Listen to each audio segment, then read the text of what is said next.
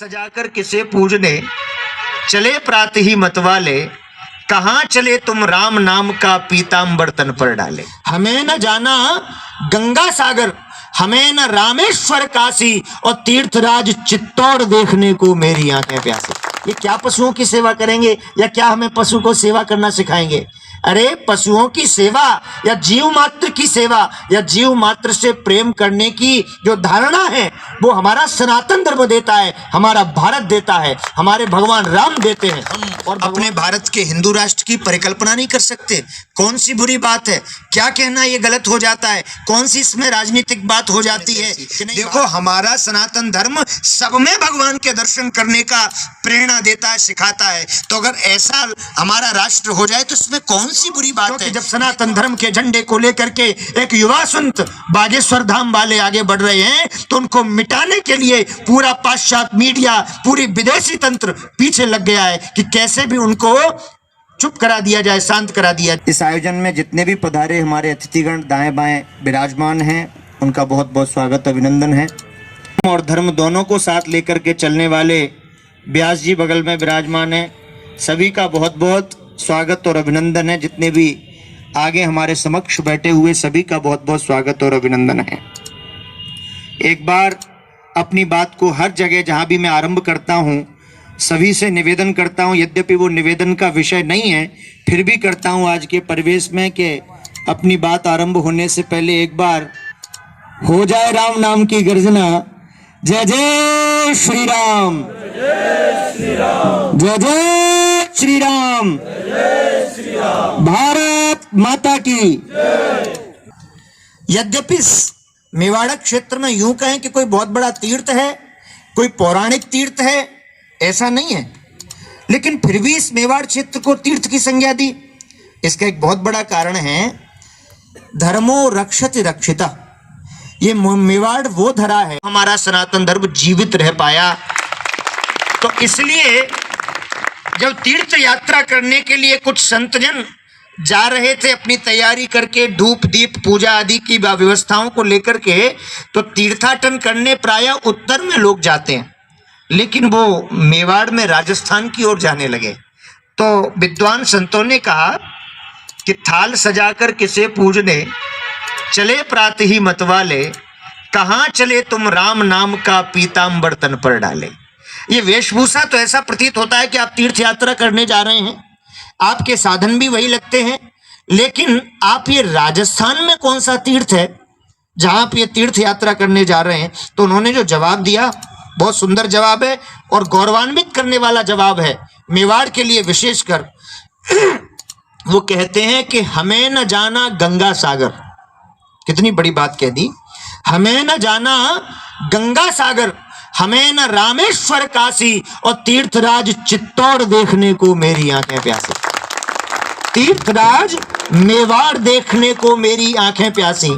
आप परिकल्पना करें कि अगर धर्म की रक्षा ही नहीं होगी तो कहां से तीर्थ बचेंगे? आज हम लोग धर्म की रक्षा के लिए, धर्म की जागृति के इसलिए कहते हैं। ऐसा नहीं है कि हम लोग आधुनिक युग में नहीं जीते, आधुनिक जीवन को जीना नहीं चाहते, लेकिन अगर आप अपने धर्म को पहचानेंगे नहीं, आप अपने धर्म को जानेंगे नहीं। आपको पता है हमारे पशु चिकित्सक लोग हैं, ठीक है, लोग मनुष्यों की सेवा करने में लोग आगे पीछे हो जाते हैं, और इन लोगों को तो पशुओं की सेवा करने का अवसर मिला है। ये परंपरा हमारे भारत ने दी है। मैं फिर कहता हूं, पशुओं की सेवा करना या जीव मात्र की सेवा करना, ये केवल और केवल पूरे विश्व पर, मैं डंके की चोट पर कहता हूं, भारतीय परंपरा में, और कहीं नहीं है। आप कभी विदेशों की यात्रा करना, वो भले ही कहते जरूर हैं, उनके प्रचार तंत्र बहुत ताकतवर है, विदेशी मीडिया, वो कहते जरूर हैं आप विदेशों में जाना, भूख जब लगेगी आपको एक भी होटल या दुकान शाकाहार की मिलेगी ही नहीं। आपको जहां पर बड़े ढूंढने से भी नहीं मिलेगी। आप जहां भी खाने के लिए जाएंगे सिर्फ और सिर्फ मांसाहार मिलेगा। और मांसाहार कहां से आता है? ये क्या पशुओं की सेवा करेंगे या क्या हमें पशु को सेवा करना सिखाएंगे? अरे पशुओं की सेवा या जीव मात्र की सेवा या जीव मात्र से प्रेम करने की जो धारणा है वो हमारा सनातन धर्म देता है, हमारा भारत देता है, हमारे भगवान राम देते हैं। और भगवान राम क्या धारणा देते हैं? यानी कि सोने की लंका। इससे बड़ा अपने धर्म की ताकत क्या होगी या सुंदरता क्या होगी? सोने की लंका पर आक्रमण करके, और भगवान राम ने हमारा भारत देता है, हमारे भगवान राम देते हैं। और भगवान राम क्या धारणा देते हैं, यानी कि सोने की लंका, इससे बड़ा अपने धर्म की ताकत क्या होगी या सुंदरता क्या होगी। सोने की लंका पर आक्रमण करके, और भगवान राम ने रावण को परास्त कर दिया या मार दिया, परास्त करके।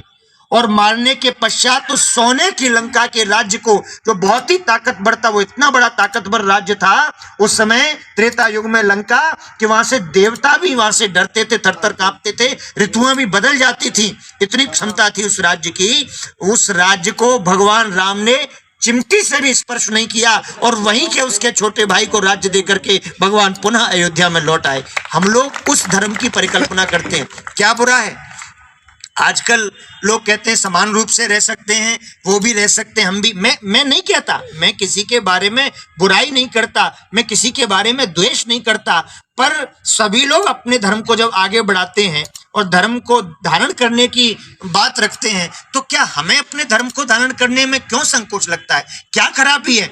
ये क्या खराबी हुई है? पाश्चात्य मीडिया के प्रचार से हमारे धर्म को हमेशा और हमेशा बदनाम किया गया। मैं भगवान राम की एक इतनी सुंदर बात बताऊंगा तो आप कहेंगे कि वाकई में गर्व होगा अपने सनातन धर्म पर। जब भगवान राम लंका पर चढ़ाई कर रहे थे, तो उस समय सामने लंका में से एक दैत्य आता हुआ भगवान राम की सेना को दिखाई दिया। भगवान राम की सेना को जब दैत्य आता हुआ दिखाई दिया तो हाहाकार मच गया कि प्रभु सावधान रहना, कोई दैत्य लंका से आ रहा है। और सभी अपना जो भी बानर सेना थी, जामवंत, हनुमान आदि थे, तैयार हो गए कि आखिर कौन आ रहा है, और मारने के लिए तैयार हो गए। तो भगवान राम ने कहा नहीं, अभी मारना मत, एक बार उसको आने दो, उसकी क्या धारणा है, उसके मन में क्या है, आने तो दो। और वो सन्निकट आया दैत्य, और आकर के भगवान राम के चरणों में तत्कुरुष्व मदर्पणम, साष्टांग प्रणाम कर करके लेट गया।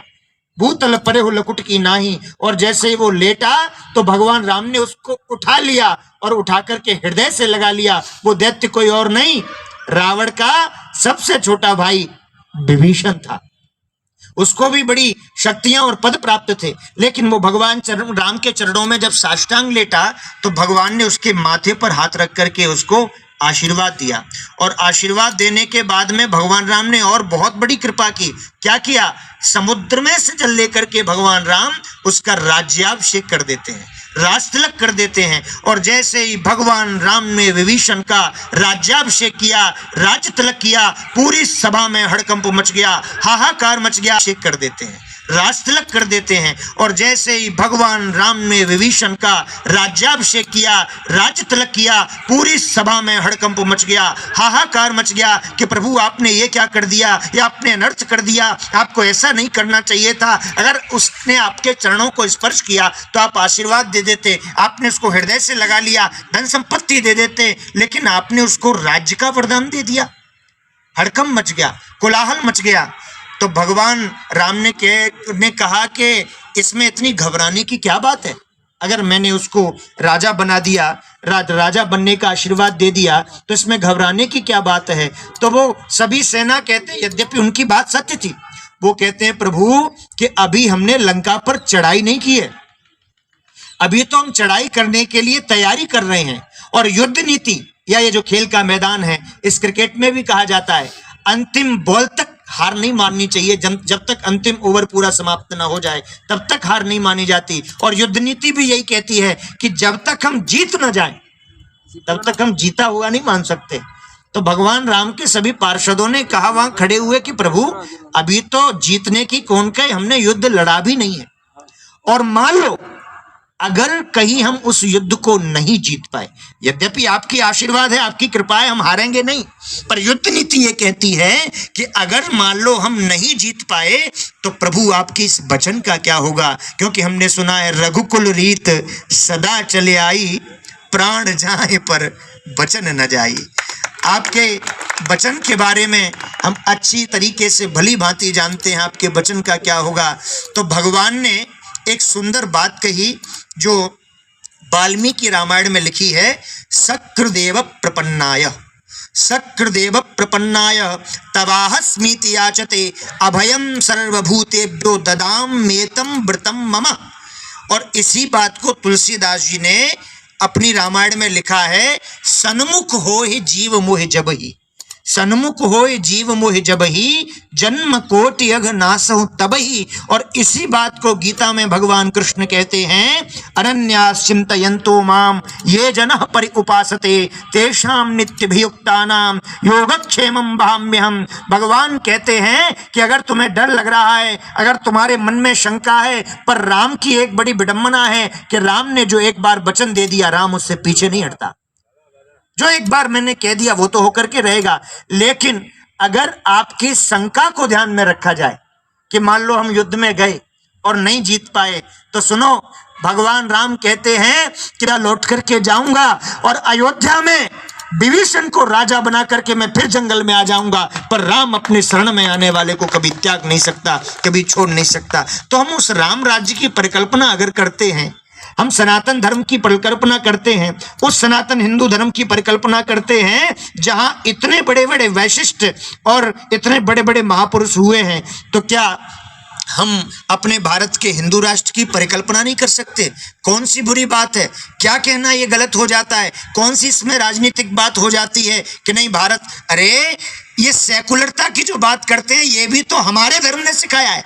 अरे आप तो जाति पाति और संप्रदाय से प्रेम करने की बात करते हो, हमारा धर्म तो जीव मात्र से प्रेम करने की बात करता है, जीव मात्र से। लिखा है भगवान रामायण में, तुलसीदास जी कहते हैं, सिया राममय सब जग जानी, सिया राममय सब जग जानी, करहु प्रणाम जोरे जुग पानी, जलचर थलचर नभचर नाना, जे जड़ चेतन जीव जहाना, जाकी रही भावना जैसी, प्रभु मूरत देखी तन तैसी। देखो हमारा सनातन धर्म सब में भगवान के दर्शन करने का प्रेरणा देता है, सिखाता है। तो अगर ऐसा हमारा राष्ट्र हो जाए तो इसमें कौन सी बुरी बात है? ये तो हमारे राष्ट्र ने सबको और सिखाया है। और जो विदेशी मीडिया और पाश्चात्य सभ्यता हमारे और हमारे जहन में समावेश की जा रही है, प्रचारित प्रसारित की जा रही है। एक सुंदर उदाहरण दूं मैं आपको, हमारे यहाँ महापुरुषों को बदनाम किया जाता है। मैं फिर कह रहा हूँ, गलत के साथ मैं कभी नहीं हूं, जो गलत है मैं भी गलत हूं, तो मेरे साथ भी जो नियम है, जो कानून है, उसके तहत सारे कार्य होने चाहिए। लेकिन अब ये पता चल रहा है कि हमारे खिलाफ कितना षड्यंत्र हो रहा है। कितने महापुरुषों को जिन्होंने राष्ट्र की, हिंदू राष्ट्र की या सनातन धर्म को बढ़ाने की बात की, उनको जेल में भिजवा दिया। वो उसके योग्य नहीं थे, वो जेल के अधिकारी नहीं थे। ये अब खुलासा हो रहा है। क्यों? क्योंकि जब सनातन धर्म के झंडे को लेकर के एक युवा संत बागेश्वर धाम वाले आगे बढ़ रहे हैं, तो उनको मिटाने के लिए पूरा पाश्चात्य मीडिया, पूरी विदेशी तंत्र पीछे लग गया है कि कैसे भी उनको चुप करा दिया जाए, शांत करा दिया जाए। तो मैं तो यही निवेदन करूंगा कि अपने धर्माचार्यों के प्रति, अपने धर्म के प्रति, अपने राष्ट्र के प्रति हमें जागने की आवश्यकता है। और अब मुझे ऐसा लग रहा है, जब ऐसे आयोजनों में जो पूर्णतः सरकारी कार्य है, कर्मयोग का जहां कार्य है, वहां संतों को बुला करके आशीर्वाद प्राप्त किया जा रहा है, तो निश्चित है कि हमारा राष्ट्र अग्रसर हो रहा है विश्व गुरु की ओर और धर्म की ओर। और मैं यही भगवान से और आप सबसे अपेक्षा करता हूं, भगवान से प्रार्थना करता हूं। जयति यतिराज फणिराज अवतार मणि। यहाँ पे इस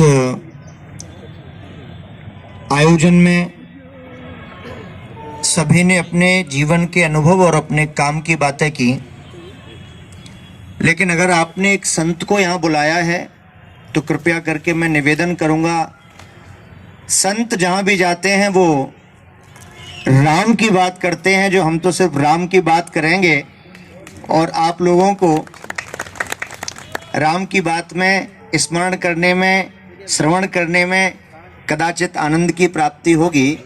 तो अगर मुझे यहाँ बुलाया है संत सानिध्य को, तो आध्यात्म की चर्चा थोड़ी सी हम करेंगे।